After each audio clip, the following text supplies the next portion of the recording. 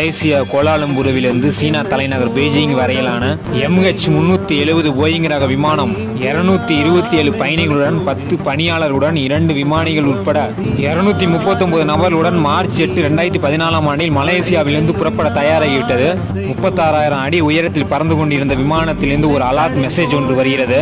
அப்போது விமானம் வியட்நாம் வான்பரப்புக்கு மேலே பறந்து கொண்டு இருந்தது என்பது குறிப்பிடத்தக்கது.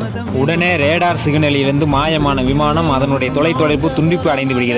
விமானத்தை பற்றி ஆய்வு செய்த போது மீண்டும் மலேசியாவை நோக்கி அந்த விமானம் திரும்பியதாகவும் மத்திய பெருங்கடலுக்கு மேலே பறந்து கொண்டிருந்ததாகவும் ராணுவ ரேடார் மற்றும் சேட்டலைட் சிக்னல்கள் குறிப்பிடப்படுகின்றன.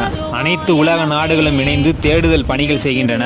நாட்கள் மட்டும்தான் கடந்த நிலையில் முடிவுகள் என்ன என்பது தெரியவில்லை. சில வருடங்களுக்கு பிறகு ஒரு சில பாகங்கள் கிடைத்ததாக சொல்லப்படுகின்றது. 10 ஆண்டுகளும் கழித்தும் தீர்வுகளும் மர்மங்களும் கிடைக்காத மலேசிய விமானத்திற்கு சொந்தமான MA370 என்ற போயிங்